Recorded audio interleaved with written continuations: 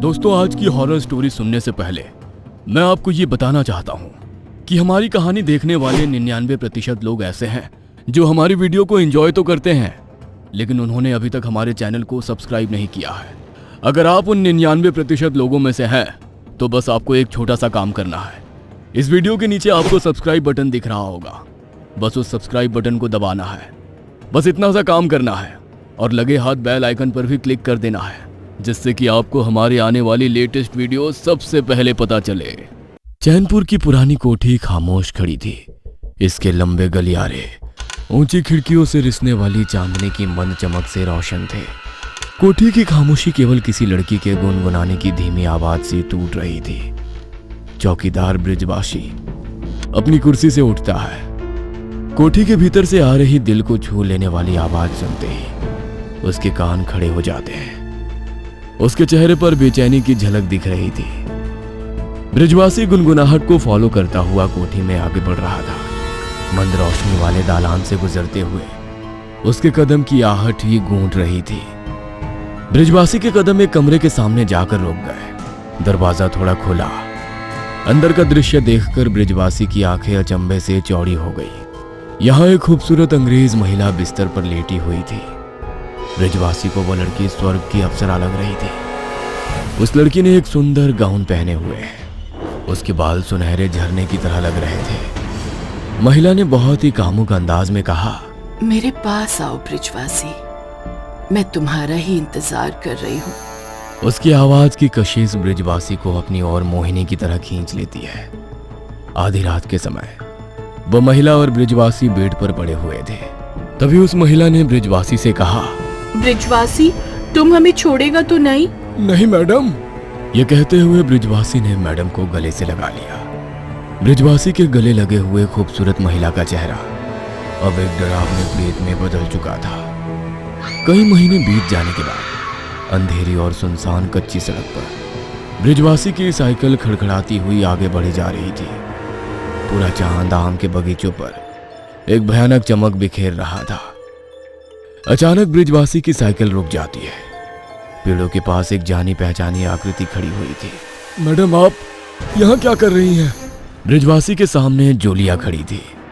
Julia ने ब्रिजवासी को चूमते हुए कहा, ब्रिजवासी, अब हम तुम्हारे बिना नहीं रह सकता। मैडम, रह तो मैं भी नहीं पा रहा हूँ, लेकिन घर। जूलिया ने ब्रिजवासी का हाथ पकड़ा। ब्रिजवासी, अब टाइम आ गया है, तुम्हें सब कुछ छोड़कर हमारे साथ आना होगा। यह कहते हुए जूलिया ने ब्रिजवासी का हाथ पकड़ा और उसे अपने साथ लेकर चलने लगी। दरअसल जूलिया ब्रिजवासी की आत्मा को अपने साथ ले जा रही थी। ब्रिजवासी का शरीर वहीं पड़ा था। दिवाकर की मौत के बाद चैनपुर की कोठी के पास बसे गांव को एक अनजान महामारी ने घेर लिया था। खुशहाल और हरे भरे गांव में सूखी बंजर धूल उड़ रही थी। हवा में चारों ओर सड़न और भयंकर बीमारी की बदबू घुली हुई थी। साधारण मिट्टी की झोपड़ियों से लेकर थोड़े बेहतर ईंट के घरों तक हर घर में बीमारी ने अपने पांव पसार रखे थे।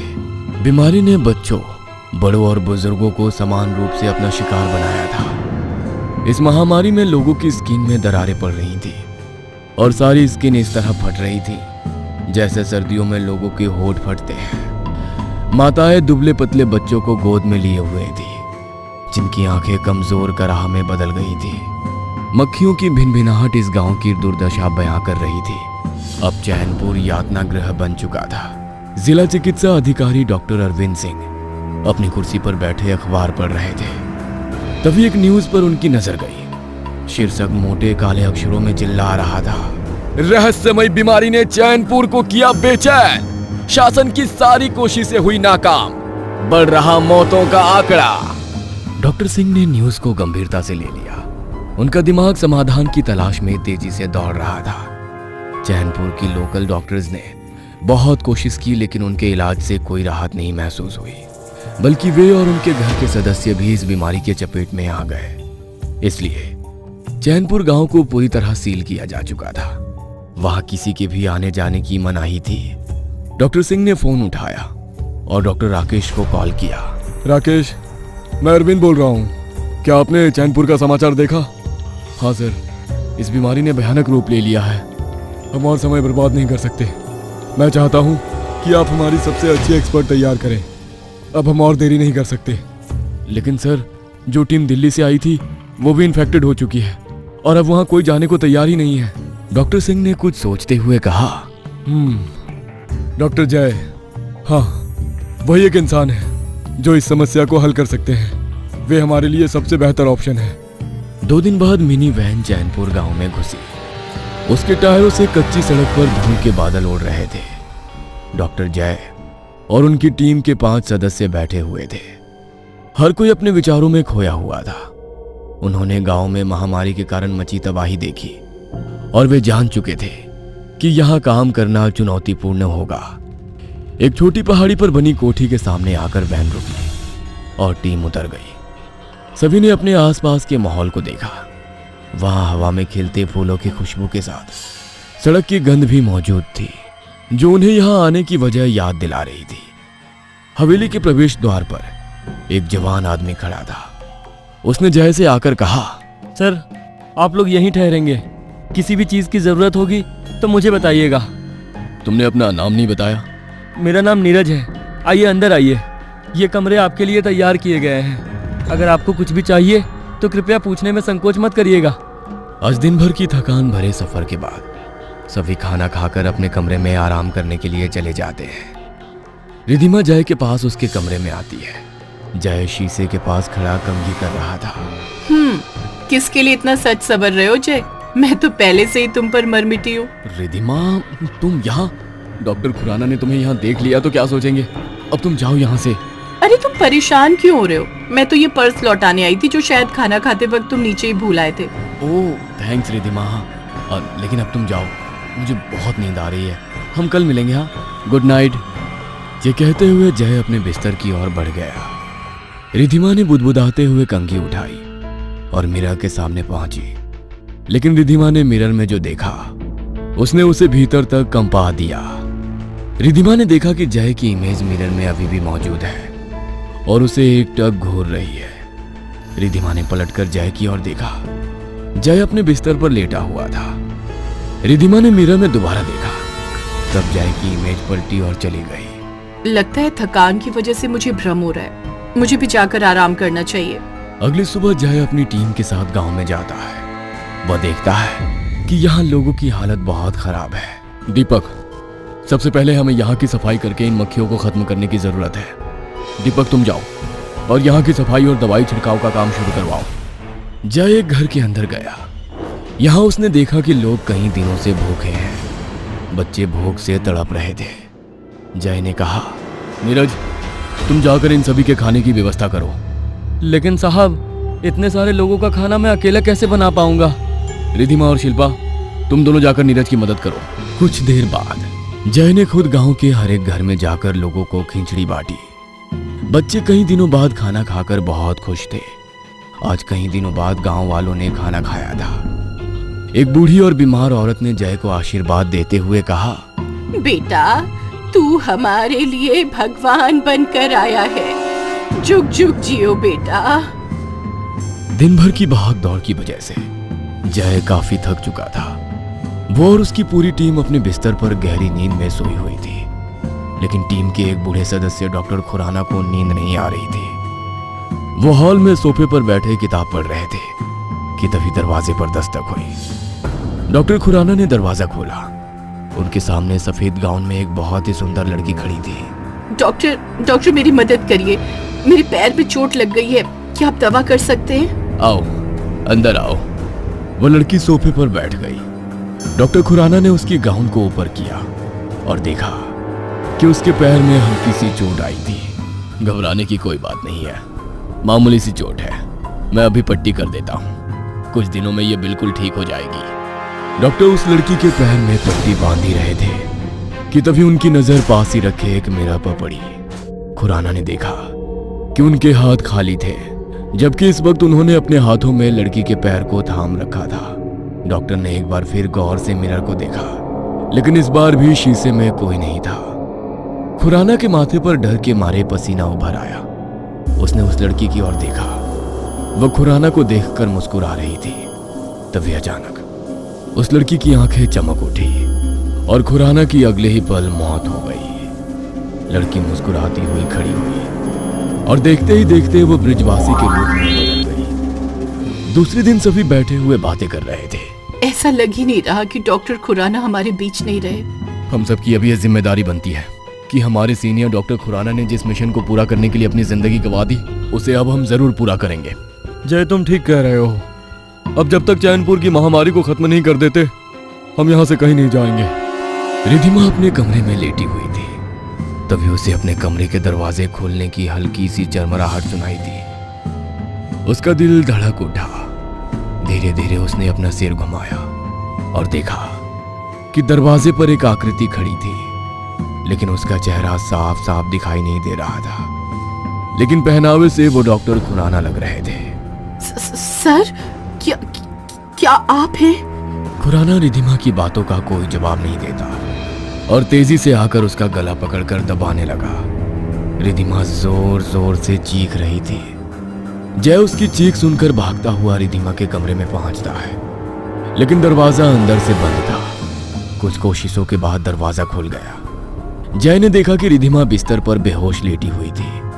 थोड़ी देर बाद जब रिधिमा को होश आया, प्रोफेसर खुराना, वो मुझे मारने वाले थे।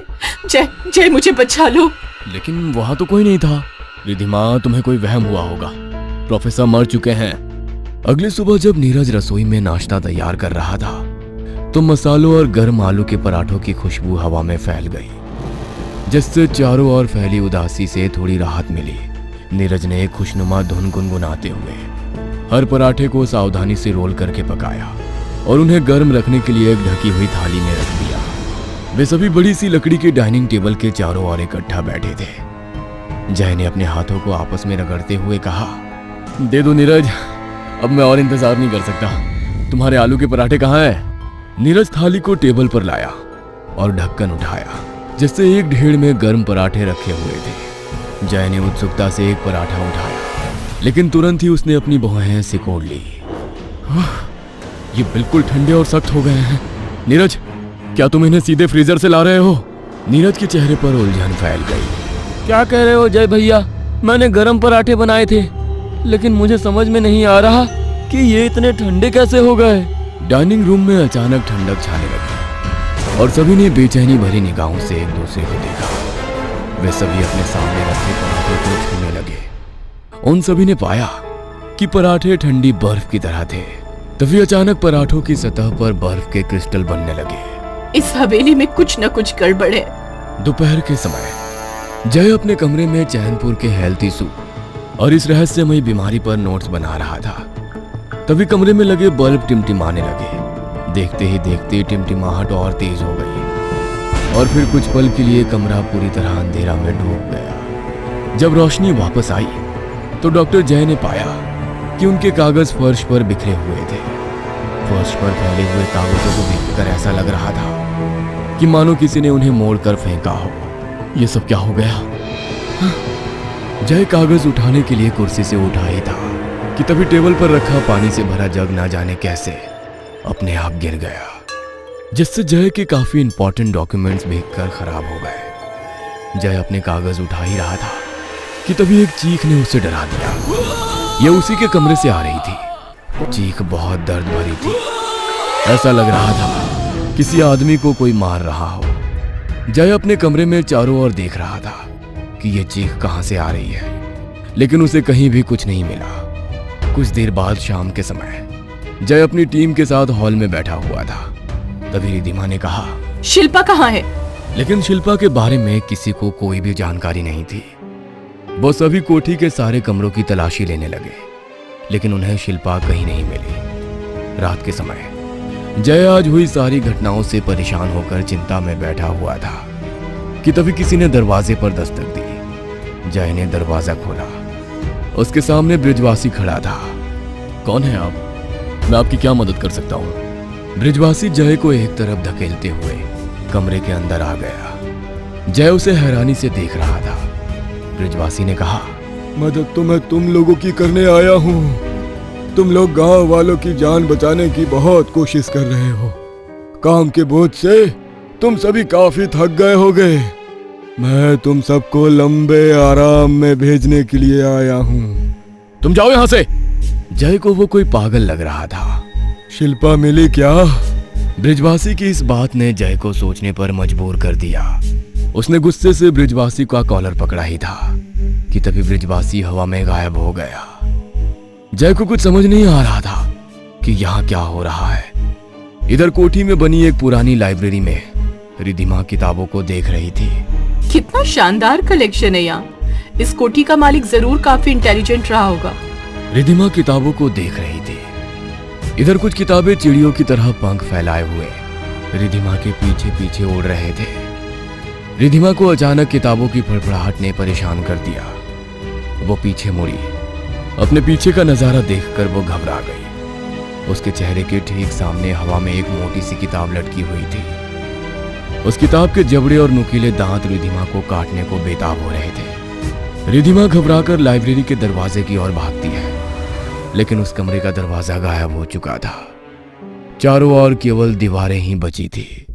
रिधिमा घबराई हुई खड़ी थी कि तभी लाइब्रेरी में रखी किताबें गोली की गति से रिधिमा पर हमला करने लगी। रिधिमा इन हमलों से काफी घायल हो चुकी थी। वह भागती हुई किताबों के सेल्फ के बीच जा छुपी, लेकिन तभी उस मोटी शैतानी किताब ने सेल्फ पर धक्का दिया और सेल्फ सीधे रिधिमा के ऊपर गिर गई। इधर दीपक अपने कमरे में लेटा हुआ था। तभी उसके सामने शिल्पा आ गई। शिल्पा, तुम वापस आ गई। तुम कहाँ चली गई थी? शिल्पा, मैं तुमसे बहुत प्यार करता हूँ, तुम मुझे छोड़कर मत जाना।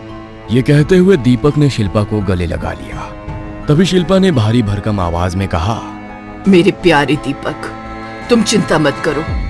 मैं तुम्हें छोड़कर कहीं नहीं जाऊंगी, बल्कि मैं तो तुम्हें अपने साथ ले जाने के लिए आई हूँ। दीपक शिल्पा की आवाज सुनकर उससे दूर हुआ। उसने देखा कि यहाँ शिल्पा नहीं, बल्कि उसकी जगह ब्रिजवासी था। तभी ब्रिजवासी ने दीपक को पकड़कर ऊपर फेंक दिया।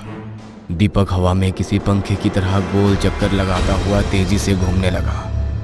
ब्रिजवासी हंसता हुआ वहां से चला जाता है। जय काफी परेशान था। तभी उसे किसी ने आवाज दी, सुनो, मेरी मदद करो। जय ने इधर उधर देखा, लेकिन उसे कोई दिखाई नहीं दिया। कौन हो तुम दिखाई क्यों नहीं दे रहे? जय, मैं यहां हूं, तुम्हारे पीछे घड़ी में। जय ने पलटकर देखा कि उसके पीछे एक पुरानी बड़ी सी घड़ी मौजूद थी। जय ने देखा कि घड़ी के कांच के पीछे एक इंसान का चेहरा मौजूद था। यह देखकर जय घबरा गया और पीछे जाने लगा। रुको जय, मुझसे घबराने की जरूरत नहीं, मैं तुम्हें कोई नुकसान नहीं पहुंचाऊंगा। तुम कौन हो? मेरा नाम दिवाकर है। मैं इस हवेली का मालिक था, लेकिन महीनों पहले कुछ लोगों ने मुझे और मेरे परिवार को मार दिया। तुम मुझसे क्या चाहते हो? मैं तुम्हारी मदद करना चाहता हूँ। जय, मेरे मरने के बाद ब्रिजवासी ने मेरा रूप धारण किया और उन सभी लोगों को मार दिया जिन्होंने मुझे और मेरे परिवार को मारा था।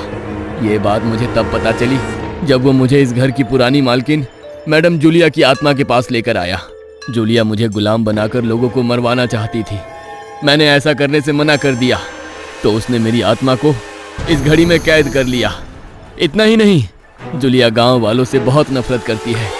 वो उन सबको मार देना चाहती है। गांव वालों की बीमारी की वजह भी जूलिया ही है और इन सभी परेशानियों का गुनहगार मैं हूँ। ना मैं ये कोठी खरीदता और ना ही जूलिया की आत्मा आजाद होती। लेकिन जूलिया निर्दोष गांव वालों को क्यों मार रही है? आखिर उन्होंने उसका क्या बिगाड़ा है? जूलिया अपने पति के साथ इस कोठी में रहती थी। सब कुछ ठीक चल रहा था कि तभी जूलिया को स्किन की एक गंभीर बीमारी ने जकड़ लिया। उसका पति भी उससे दूर रहने लगा। गांव वाले भी उसे देखकर मुंह फेरने लगे।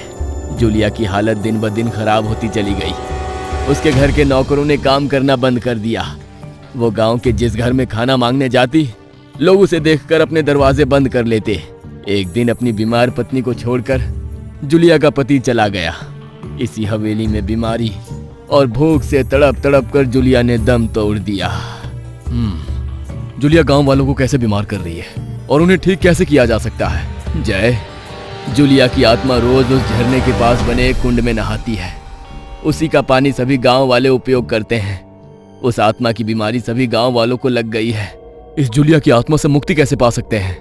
जय, रात में 3 से 4 बजे के बीच जूलिया उस कुंड के पास जाती है, तब इस हवेली की सारी शक्तियां कमजोर हो जाती है। तुम्हें 7 नदियों के पवित्र पानी की उस शीशी को खोजना होगा। उसकी बूंदों से आत्मा को खत्म किया जा सकता है, लेकिन ये काम तुम्हें बड़ी ही सावधानी से करना होगा। ब्रिजवासी की आत्मा तुम्हें रोकने की पूरी कोशिश करेगी। कुछ देर के बाद जय कोठी में उस शीशे को ढूंढ रहा था। काफी देर तक खोजने के बाद उसे आखिरकार वो शीशी मिल गई। जय उस शीशी को लेकर आगे बढ़ा ही था कि तभी दीपक ने उसे आवाज देते हुए कहा, जय रुको। दीपक, तुम कहाँ थे? दीपक, हमें इन सब परेशानियों का अंत करने का उपाय मिल गया है, चलो यहां से। जय आगे बढ़ने ही वाला था कि तभी दीपक ने उसका हाथ पकड़ लिया। जय पीछे मुड़कर देखता है कि अब दीपक ब्रिजवासी में बदल चुका था। ब्रिजवासी ने जय को बहुत मारा और उसे मार मार कर अधमरा कर दिया। उसके बाद ब्रिजवासी ने जय को हवा में उछाल दिया और जय हवा में अधमरा सा लटक गया।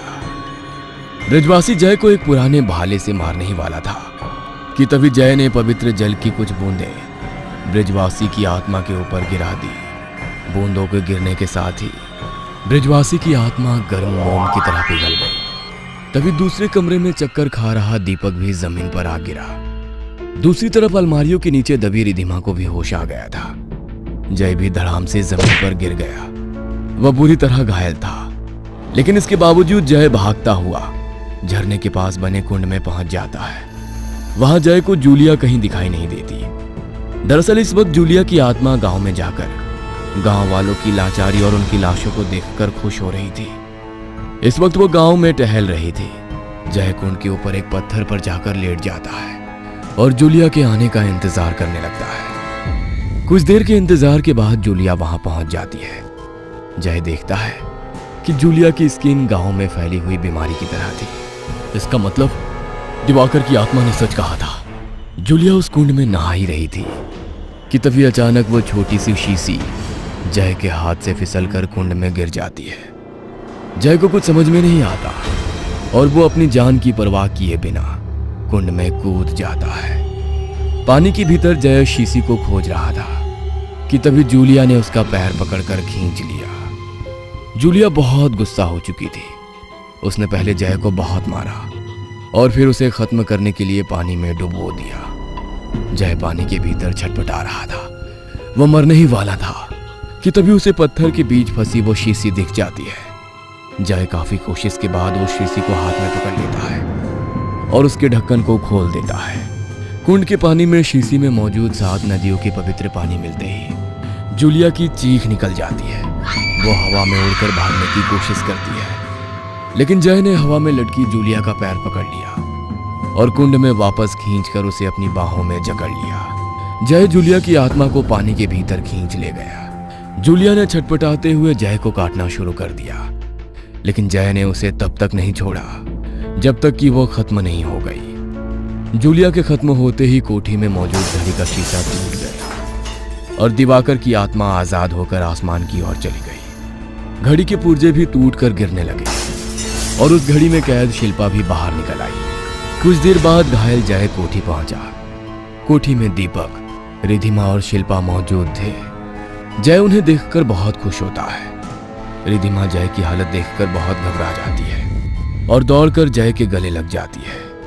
जय ने मुस्कुराते हुए कहा, अरे अब सब ठीक है। एक हफ्ते के बाद एक आयोजन में गांव वाले जय और उसकी टीम का धन्यवाद कर रहे थे। डॉक्टर जय, अगर आप यहाँ ना आते तो हम सब मर चुके होते। आपने हमें नई जिंदगी दी है। आप जैसे डॉक्टर धरती पर साक्षात भगवान है। हम आपके सदा आभारी रहेंगे। और वहां जोरदार तालियां गूंज उठी। अगर आपको हमारी यह हॉरर स्टोरी अच्छी लगी हो तो और भी अच्छी हॉरर स्टोरी देखने के लिए हमारे चैनल को सब्सक्राइब करें, लाइक करें, शेयर करें और कमेंट करना ना भूलें।